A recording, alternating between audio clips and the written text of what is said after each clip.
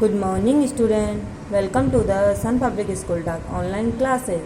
आज हम क्लास 3 हिंदी का चैप्टर 6 रीड करेंगे। तो चिल्ड्रन, आज आपको मेरे साथ चैप्टर 6 का पेज नंबर 28 रीड करना है। बीरबल की खिचड़ी। बोले और लिखे, आज हम बीरबल की खिचड़ी वाला लेसन रीड करेंगे, यानी बीरबल के बारे में जानेंगे, बीरबल और अकबर के बारे में पढ़ेंगे। बोले और लिखे, ओनली आपको इनकी मीन समझने। विद्वान यानी ज्ञानी, प्रसिद्ध यानी लोकप्रिय, डींग यानी झूठी बड़ाई यानी झूठी तारीफ करना, आश्चर्य यानी चकित होना या चौंकना, उपस्थित यानी मौजूद, अन्याय यानी नाइंसाफ़ी किसी के साथ सही नहीं होना यानी गलत होना, निश्चय यानी फैसला लेना, हुजूर यानी महोदय या मान्यवर, हांडी यानी एक प्रकार का बर्तन, खिचड़ी यानी व्यंजन, धज्जिया यानी अपमान, सम्मान यानी आदर। पाठ परिचय।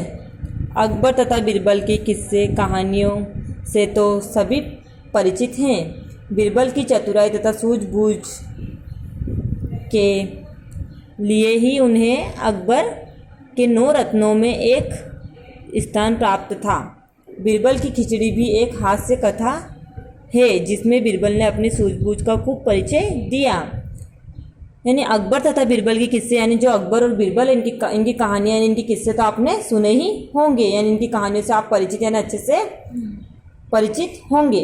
बीरबल की चतुराई यानी जो बीरबल की जो होशियारी तथा सूझबूझ यानी उनकी होशियारी तथा और सूझबूझ यानी समझदारी, यानी बीरबल की होशियारी और समझदारी से के किस्से तो आपने बहुत सुने होंगे।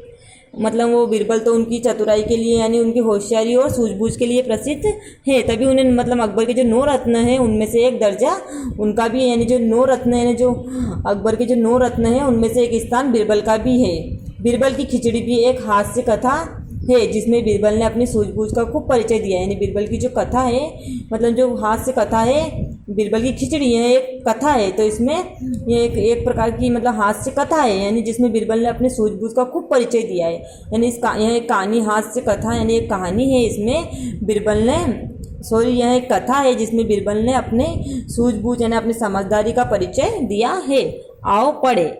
हमारे देश में अनेक महान व्यक्ति हुए हैं।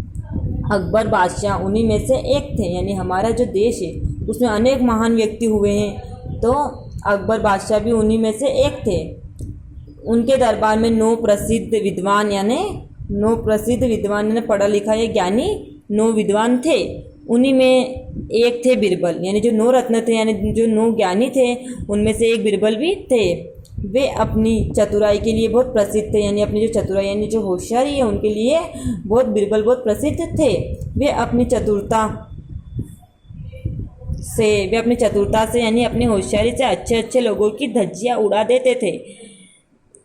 उनके बारे में कई कहानियाँ प्रसिद्ध है, यानी बीरबल अपनी मतलब बीरबल की जो चतुराई थी वो अच्छे अच्छे लोगों की भी धज्जियाँ उड़ा देते थे, तो उनके बारे में कई कहानियाँ प्रसिद्ध है। उनकी बीरबल की बहुत सारी कहानियाँ प्रसिद्ध है। एक बार अकबर बादशाह अपने राज्य में घूम रहे थे, यानी जो बादशाह है अकबर वो एक दिन अपने राज्य में घूम रहे थे। सर्दी के दिन थे, यानी सर्दी का मौसम था। एक गांव के बाहर कुछ लोग बैठे आग ताप रहे थे। यानी एक बार जब जो बादशाह है वो अकबर अपने राज्य में घूम रहे थे और सर्दी का दिन था, यानी सर्दी का मौसम था। एक गांव के बाहर कुछ लोग बैठे आग ताप रहे थे। सर्दी लगती है तो कुछ लोग गांव के बाहर आग में ताप रहे थे। वे आपस में बातचीत भी कर रहे थे। एक आदमी ने कहा कि मैं सारी रात यमुना के ठंडे जल में खड़ा रह सकता हूँ। यानी जो लोग ताप रहे थे तो वो बातें भी कर रहे थे आपस में, जो लोग ताप रहे थे वो बातचीत यानी बात कर रहे थे। एक आदमी ने यह कहा कि मैं इस जो यमुना है उसमें सारी रात खड़ा रह सकता हूँ, यानी ठंडा जल है उसमें, यानी सर्दी का मौसम था और जो यमुना नदी है उसमें जो यमुना नदी में जो ठंडा जल है उसमें सारी रात खड़ा रह सकता हूँ। यह बात अकबर ने सुन ली। उन्हें इस बात पर विश्वास नहीं हुआ। उन्हें लगा कि यह आदमी डिंग मार रहा है, यानी झूठी बड़ाई कर रहा है, झूठ बोल रहा है। वे बोले, यदि तुम सारी रात यमुना के पानी में खड़े रहो तो मैं तुम्हें 100 मोहरे इनाम में दूंगा। यानी राजा घूम रहे थे तो उन्होंने भी उन लोगों की बात सुनी। तो उसमें से एक लोग बात कर रहा था कि मैं सारी रात यमुना के ठंडे पानी में खड़ा रह सकता हूँ। तो अकबर को यकीन नहीं हुआ, तो उन्होंने कहा कि यदि ऐसा होगा तो मैं तुम्हें 100 मोहरे इनाम में दूंगा। अगर तुम पूरी रात भर यमुना नदी में खड़े रहोगे ठंडे पानी में, मैं तुम्हें 100 मोहरे दूंगा, इनाम में दूंगा। उस आदमी ने अकबर को तुरंत पहचान लिया। वह बोला, महाराज मैं यह कर सकता हूँ। अकबर ने कहा, ठीक है तुम करके दिखाओ। यानी जो आदमी था उन्होंने अकबर को पहचान लिया कि यह राजा है या बादशाह है। तो उन्होंने कहा कि महाराज मैं यह कर सकता हूँ, मैं कर लूँगा। तो अकबर ने कहा, ठीक है तुम करके दिखाओ। अगली रात वह आदमी रात भर यमुना के ठंडे जल में खड़ा रहा। सुबह होते ही वह अपना इनाम लेने दरबार में आ गया। अकबर ने पूछा, मुझे आश्चर्य है कि, यानी मुझे वो चकित, आश्चर्यचकित यानी चौंक जाना, मैं चौंक गया कि तुम इतनी ठंड में सारी रात पानी में कैसे खड़े रहे। उस आदमी ने उत्तर दिया, महाराज आपके महल में एक दीपक जल रहा था, मैं उसे देखते हुए सारी रात पानी में खड़ा रहा। अकबर ने कहा, अच्छा यह बात, तुम दीपक की गर्मी के कारण ही ठंड से बच सके।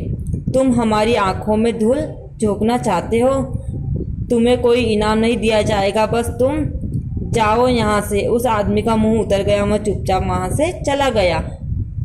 उस समय दरबार में बीरबल भी उपस्थित थे, यानी मौजूद थे।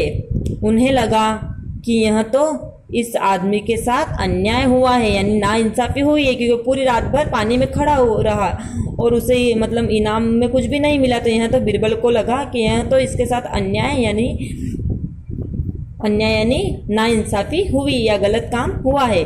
उन्होंने उस आदमी की सहायता करने का निश्चय किया। तो हम आज इतना ही रीड करेंगे। तो चिल्ड्रन, जब बीरबल थे उन्होंने इस आदमी के साथ मतलब अन्याय हुआ है तो उनके साथ न्याय करने का निश्चय किया है कि उस आदमी के साथ मैं न्याय करूंगा, उनकी सहायता करूंगा। तो हम आगे हमारे पेज नंबर 29 यानी अगले दिन क्या होता है इसके बारे में हम हमारी नेक्स्ट वीडियो में रीड करेंगे। तो चिल्ड्रन, आप जो पेज नंबर 28 इसको अच्छे से घर पे रीड कर ले। ओके।